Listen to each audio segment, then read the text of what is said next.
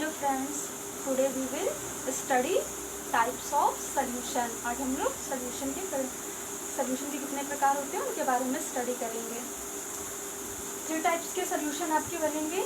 Number 1, on the basis of physical state of solute and solvent. Solute और solvent के physical state के base पर हम solution को बताएंगे।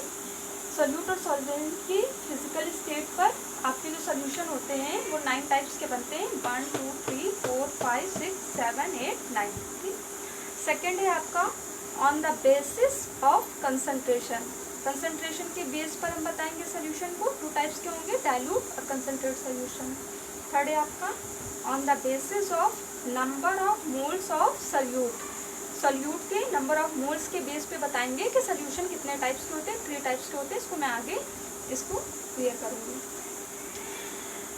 देखिए, सॉल्यूट की फेज क्या है एंड सॉल्वेंट की फेज क्या है, इनके बेस पर 9 टाइप्स के आपके सॉल्यूशन होते हैं। ये आपका कैसा सॉल्यूशन है? बाइनरी सॉल्यूशन है। कैसा solution? Binary solution. Binary solution कैसे सॉल्यूशन होते हैं? जो सॉल्यूट और सॉल्वेंट के मिलने से बनते हैं वो बाइनरी सॉल्यूशन आपके कहलाते हैं। तो इसमें सॉल्यूट भी है, सॉल्वेंट भी है। ये मैं यहाँ पे लिखी हुई disperse phase and disperse medium, परिक्षिप्त प्रवस्था एंड परिक्षेपण माध्यम। ये आपका सरफेस केमिस्ट्री का पार्ट है। मैं दोनों को रिलेट करके पढ़ा रही हूँ कि टाइप्स ऑफ सॉल्यूशन क्या है एंड डिस्पर्स फेज क्या है एंड डिस्पर्शन मीडियम क्या है। तो आप प्लीज़ इस पर फोकस करिएगा, इससे आपके 2 चैप्टर्स के 2 टॉपिक्स क्लियर हो रहे हैं। ठीक है।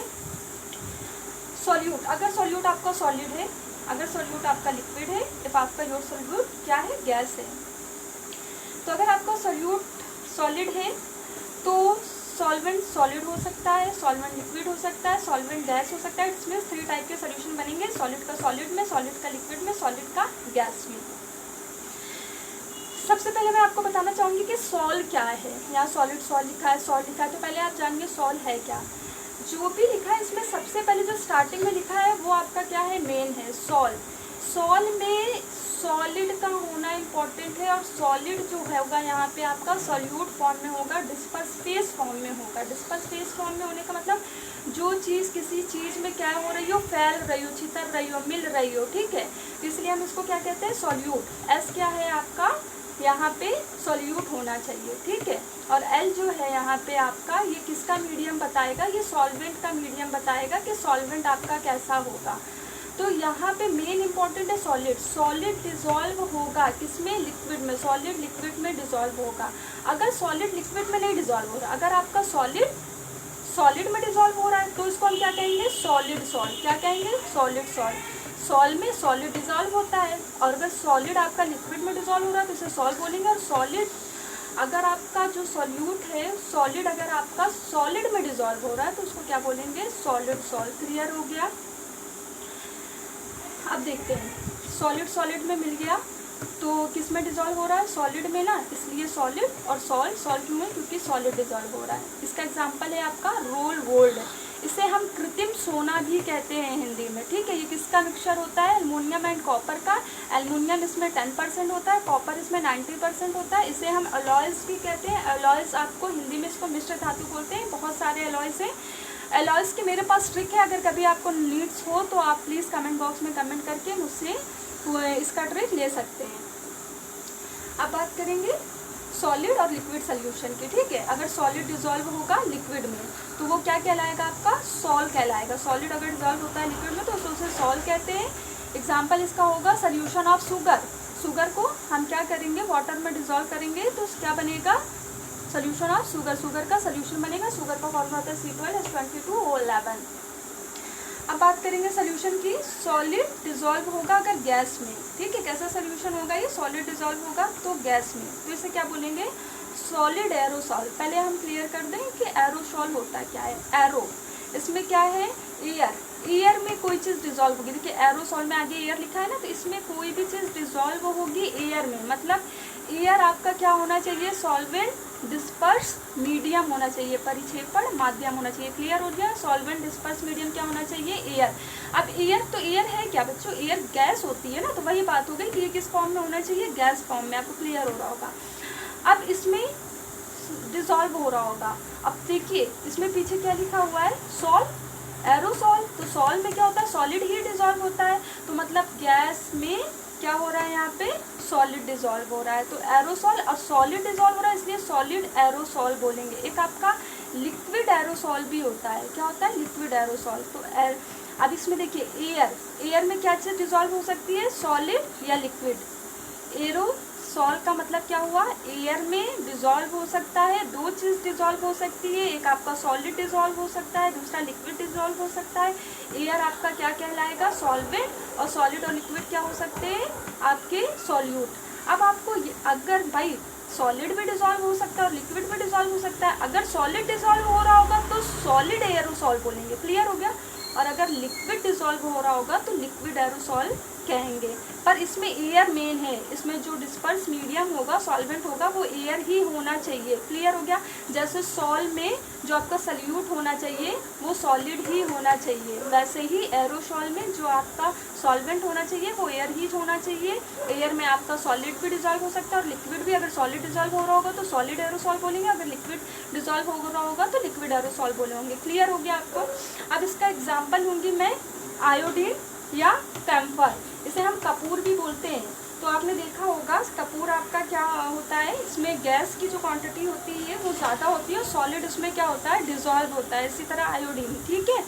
डस्ट, आपको ये एग्जांपल बहुत अच्छे से समझ में आएगा। डस्ट, धूल, डस्ट है क्या, एयर होते हैं और एयर में कुछ पार्टिकल्स मिले होते हैं जो सॉलिड फॉर्म में होते हैं। तो गैस का सॉलिड में सोल्यूशन आपका डस्ट हो गया, स्मोक हो गया, जो धुआं होता है वो गैस होता है ना, गैस में मिले होते हैं कुछ पार्टिकल सॉलिड के, क्लियर हो गया।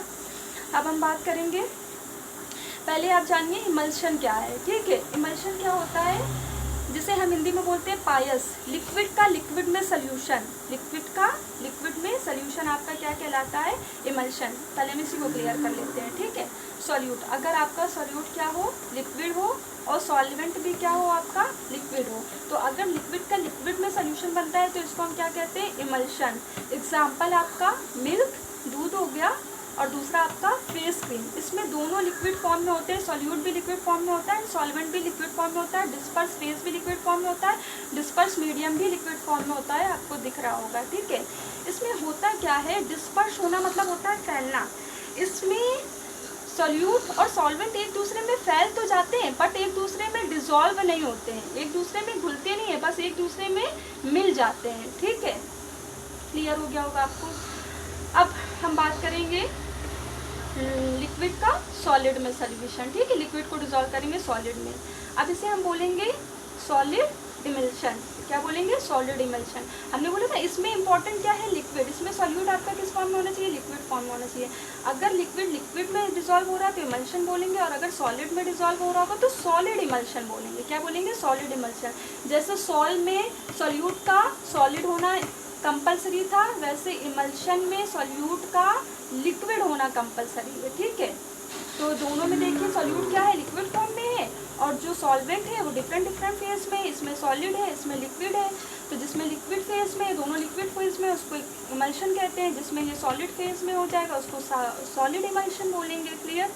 Example zinc amalgam, ZnHg। आपको पता है ZnHg में Hg होता है वो लिक्विड फॉर्म में होता है, ठीक है, और Zn क्या होता है आपका सॉलिड फॉर्म में होता है। तो अब यहाँ पे आपका सॉल्यूट क्या है, लिक्विड फॉर्म में, तो लिक्विड फॉर्म है Hg, तो Hg क्या है यहाँ पे आपका सॉल्यूट, और Zn क्या है आपका सॉल्वेंट, क्लियर हो गया। दूसरा आपका चीज़, पनीर आप सब लोग देखे होंगे ना, पर पनीर किस फॉर्म में होता है, सॉलिड फॉर्म में होता है। उसके अंदर अगर उसको स्पंज करेंगे तो थोड़ा सा वाटर सा निकलता है, तो वो लिक्विड उसके अंदर क्या होता है, मिला होता है, क्लियर हो गया। चीज़ कैसे आपका हो गया, सॉलिड इमल्शन। अब हम बात करेंगे लिक्विड का गैस में सोल्यूशन, इसको हम बोलेंगे लिक्विड एरोसॉल। एरोसॉल क्यों बोल रहे हैं, क्योंकि एयर में सॉलिड या लिक्विड डिजॉल्व होता है, तो हम उसे क्या बोलते हैं, एरोसॉल। तो देखिए ये एयर है, ये सॉल्वेंट है, डिस्पर्स मीडियम है, इसकी क्वांटिटी ज़्यादा हो कि इसमें क्या डिजॉल्व हो रहा है, लिक्विड डिजॉल्व हो रहा है, ठीक है। सॉलिड भी हो सकता था, लिक्विड भी, पर लिक्विड हो रहा है इसलिए हम इसको इंडिकेट कर रहे हैं कि लिक्विड एरोसॉल है ये, ठीक है, क्लियर हो गया। Example vapour in air, air में वेपर क्या हो, मिक्स हो। जैसे बारिश के दिनों में एयर में मॉइस्चराइजर क्या होता है, ज़्यादा होता है, उसी का एग्जाम्पल है वेपर इन एयर।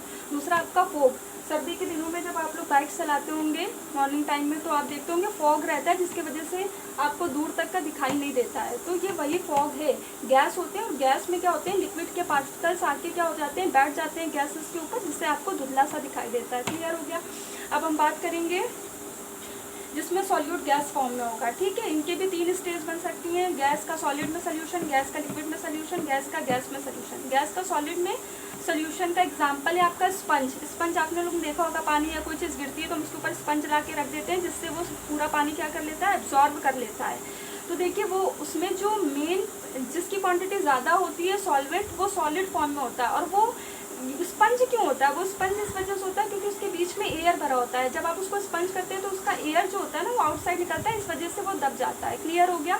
स्पंज आपका कैसा गैस का सॉलिड में सोल्यूशन है। दूसरा आपका फॉर्म, जो आप लोग एक थर्माकोल यूज़ करते हैं, थर्माकोल को आप लोग पुश करते हैं तो वो सॉलिड फॉर्म में होता है, और उसको पुश करते हैं तो वो दब जाता है। क्यों? क्योंकि उसके अंदर गैस भरा होता है। क्लियर हो गया। नेक्स्ट बात करेंगे हम गैस का लिक्विड में सोल्यूशन। गैस का लिक्विड में सोल्यूशन, इसका एग्जाम्पल है फ्रॉथ। फ्रॉथ को हिंदी में हम कहते हैं झाग। झाग, आप कभी भी झाग को हाथ में उठा के बाहर निकाल के देखिए तो उसमें होता क्या है, लिक्विड की क्वांटिटी ज़्यादा होती है, और उसमें क्या होता है, गैस जो होता है उसके अंदर क्या होता है, डिजॉल्व होता है। जब बबल्स जो होते हैं वो फूटते हैं, वो इसमें उसका जो गैस होता है वो बाहर आता है, इस वजह से आपके बबल्स क्या हो जाते हैं, फूट जाते हैं, और आप फिर जो पानी की बूंदें होती हैं वो हाथ में आपके बसती हैं। तो क्लियर हो गया। फ्रॉथ आपका कैसा है, गैस का लिक्विड में सोल्यूशन है। दूसरा आपका सोडा वाटर। सोडा वाटर जो आप लोग पीते हैं उसमें वाटर में क्या से डिजॉल्व होता है, CO2 डिजॉल्व होता होगा। ठीक है, CO2 डिजॉल्व होता है। CO2 आपका क्या होता है, सोल्यूट होता है, और H2 आपका क्या होता है, सॉल्वेंट होता है। नेक्स्ट सोल्यूशन के टाइप की बात करेंगे, गैस का गैस में सोल्यूशन। ठीक है, फॉर एग्जांपल एयर। एयर कई चीज़ों का मिक्सचर है ना, आपको पता है। एयर में नाइट्रोजन भी मिली होती है, कार्बन डाइऑक्साइड भी मिली होती है, ऑक्सीजन भी मिली होती है।